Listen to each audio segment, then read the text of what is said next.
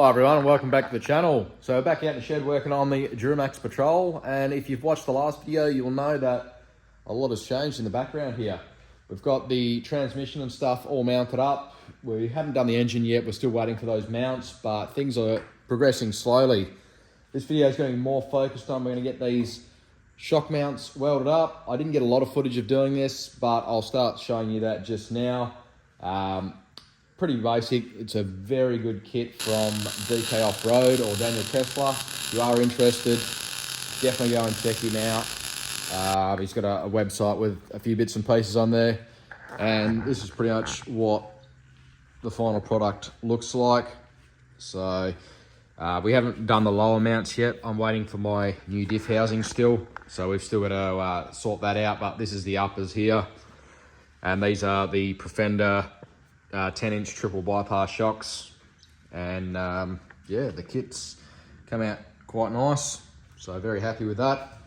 And we've also done the cross member off camera, so we've got some nice welds down there, a few gussets, and everything's looking pretty good. So yeah, pretty much we've done those shock mounts. Now that we've done those, we're going to jump in. I'll show you some footage of doing the rear coil tower brace. Turns out the coil towers were bent on this, around about probably 20 mil on this side and about 10 to 15 mil on that side. So it's definitely a good thing that I decided to do that.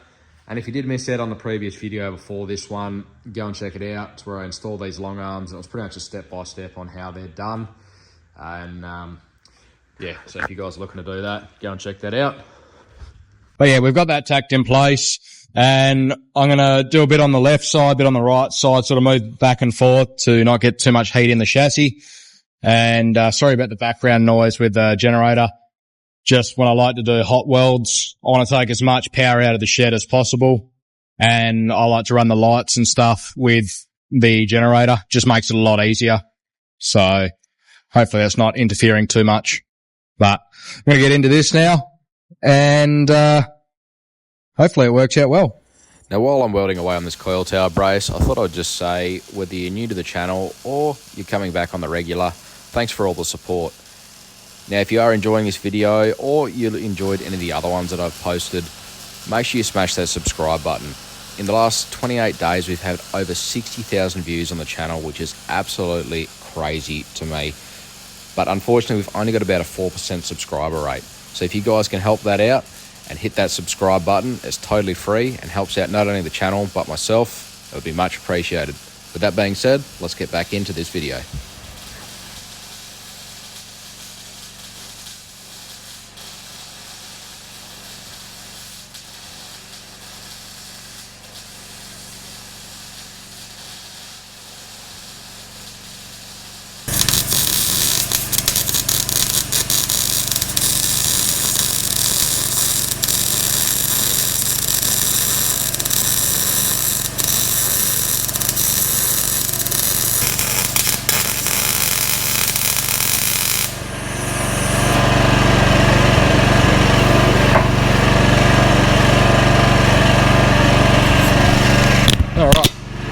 Glad they had a magnet or not. Sorry, microphone dropped. We just got this single weld down the side, and then we're all done. So I'm going to get in and finish that up. All right, and that is that last weld, all done and dusted. So it's come out pretty good. So now just wait till it cools, and we'll put some primer on it. And maybe a coat of paint just so it's got extra protection, and that's pretty much it. Today's video is going to be more focused around doing the rear diff. So we're going to get in and clean up this bench, and then we're going to get in and pull this diff apart. We've got a pretty cool mod we're going to do that, and it's going to be probably one of the cheapest but best mods you can do to your patrol diffs, Land Cruiser diffs, and pretty much anything else of the sort. So I'll clean this bench and we'll get into it.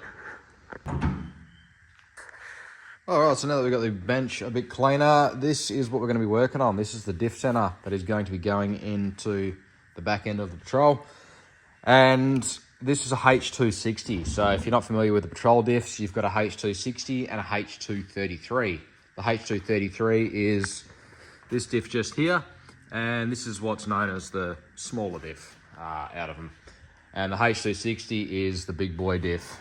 Now, there's a lot of controversy around this diff that that says, you know, they're not that much stronger because the pinion size is actually the same size as what the H233 is, but you know, people will argue about that till the end of time, pretty much. So they made these for a reason. They've got a bigger diameter pinion. They've got a bigger diameter crown wheel. Like I said, the pinion shaft size is actually the same, but these take load a lot better. And being that we're putting a massive torquey diesel engine into this, being able to take the load better is going to be much nicer than the H233. So that's the main reason we're going with this setup. Now, we've also cleaned up the housing. Here's a photo of what that looked like just before we did that. And this is pretty much what it looks like now. And I'll also throw up a video of me painting this thing. It's had a couple of coats of epoxy primer, etch primer, and then it's had a couple of coats of satin black epoxy paint as well, and it's had a couple of days to dry with that, but you know, it's not perfect, but it definitely looks a lot better. So yeah, that's what's going on there, and we will be painting the housing before we put that in as well, also the center. Anyway, let's get in. We're going to mark these caps, so just mark them with either a punch, so you know where the cap goes, so you don't mix them up. I usually mark one side. You don't need to mark the two. Some people mark both, but you know, that's their choice. So I'm going to mark the cap, and we'll get back to it.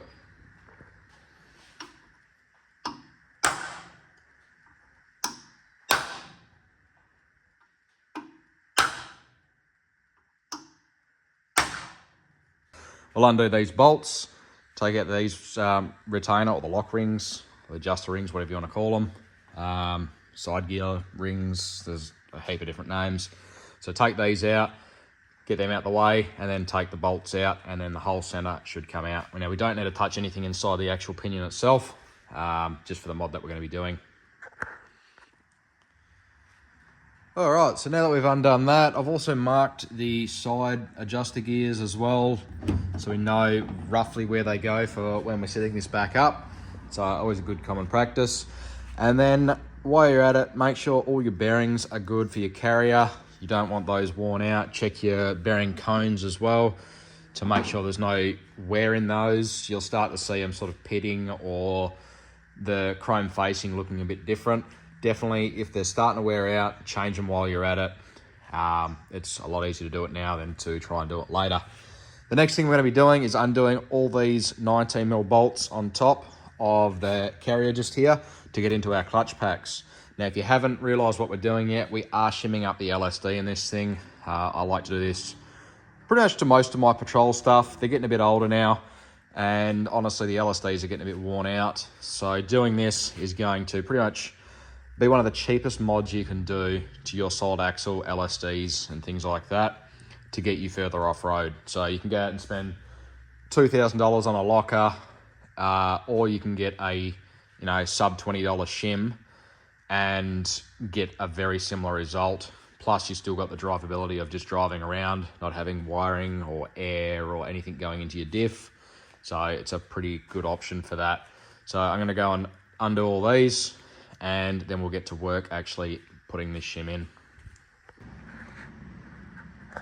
All right, so the camera accidentally cut out there, but what we have done is taken out all the 19mm bolts from around the outside. The crown wheel will drop down, so just make sure you catch that so it doesn't hit anything and obviously damage the teeth on it. And then we've taken out the little grub screws, which are these ones just here that are underneath the crown wheel. Now, what I like to do is put a couple of vice grips around the outside, and then the screws should come out very easy. If you try and struggle with them, they are under a lot of pressure, or a little bit of pressure from the actual wave washers, or whatever you want to call these, the flex washers, concave washers. But yeah, from these. This is what supplies the actual pressure to your clutch pack. So we're gonna now, I'm gonna pull the top apart, have a look in there, and then we get ready to install this shim, which, as you can see, just sort of goes in like that and applies a little bit more pressure than what this does already. So get in, I'll pull this out and we can clean it up and have a look. Okay, so we've just popped out this, very simple, we just lift it up and they pop straight out, and this is all your clutch packs and stuff. They sort of just sit in there like that. And in the center we've got our spider gears on the cross shaft. Now, pretty basic design, but yeah, it just goes straight through, and then there's a secondary set of clutch packs on the bottom as well. So, very basic, there's not a lot to a diff. People think they're quite daunting, but there's not actually that much inside of them. The main thing is just getting them set up right. I'll go through a little bit of that when we do it, but I'm not going to go crazy with setting one up. It's every diff is a little bit different. Every diff uses different specs, but we'll get into that when we get a bit closer. So I'll drop this back in now that you guys have seen inside, and we can get together. You can get ready to yeah, put all this back in as well. Okay, so now that we've dropped the center back in it, all the LSD plates and stuff, we've got these outer plates, and what I like to do is give them a bit of a clean off and then just put a very thin smear of grease in here, and that stops these plates from sliding around like this as much when we're putting it together, because you do have to line them up with the little slots, and it is quite difficult. I also like to do it on the shim as well. And another note, some of the shims aren't cut out 100% right, and we've actually had to just trim these edges up a little bit to be able to slot in there. Otherwise they're too fat and they don't slot where they're meant to, and it'll keep the center from actually closing up. So I'm going to go and grab a bit of grease, put it on there, and then we can get to work actually closing this up. Now, I'd love to have the press here, but unfortunately I don't. So vice grip with your friend, and use a couple of screwdrivers to line up your dowel pins, or your bolts that hold the center together. So we'll get in and do all that now. Next, we're going to struggle very much and flip that over, and we're going to take all these bolts, which I should have done before I started rolling the camera again, and we're going to clean them up, put a bit of Loctite on them. I love to Loctite all these in. It's just one of those little steps to make sure that they don't walk out. Then you just want to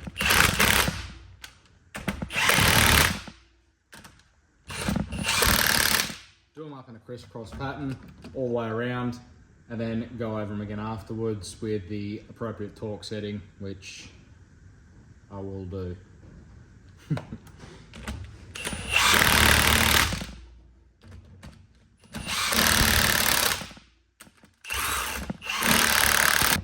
All torqued.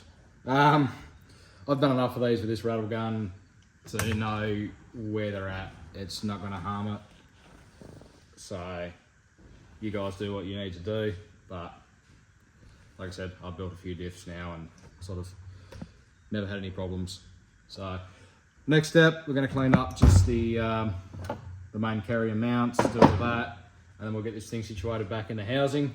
So I'll line all that up in there. It's a bit of an awkward situation, so I'm probably not going to record just getting it in there, but I'll show you roughly how to set it up, and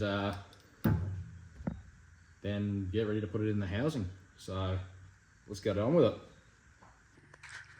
Okay, so we've gone through, we've set up the backlash and checked the gear pattern on this. That all worked out well. Now, quick rundown on how to do it.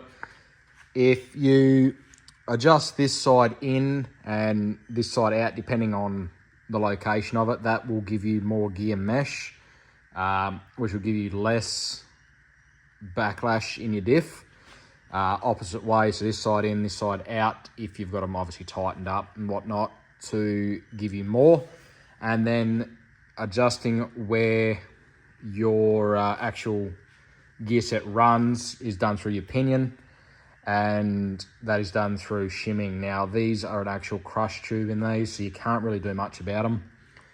They pretty much set where they need to set, and you leave them. So Yeah, you don't need to touch that. The gear pattern was good. I did wipe all the stuff off, unfortunately, so I don't have any of that on it. But yeah, that's fine. And hopefully you can hear. But all the backlash is perfect in this thing. So anyway, go to your owner's manual or your workshop manual to check out what your backlash is meant to be for your diffs. But it's now time to throw it in that housing. We're just going to clean up that and drop it in. Alright guys, so that's probably going to be it for this video. I'm going to get this diff into the housing. I'll probably just do that off camera. It's pretty basic, just a bit of glue and a drop in. And then we'll reinstall the axles and stuff and get ready in the next episode, hopefully, to put it underneath the car, where we'll also install some new suspension and a few other bits and pieces. So if you want to see all that and continue to see all the Duramax stuff, make sure you drop a like and smash that subscribe button. So anyway guys, hopefully you enjoyed it. Sorry about the mixed match episodes. Just, yeah, as I mentioned at the start, there's a lot going on with health and things and being in and out of hospital, so it's kind of hard to keep up with being out in the shed and building this car at the moment and videoing. So anyway, thank you everyone for watching, and I'll catch you all in the next one.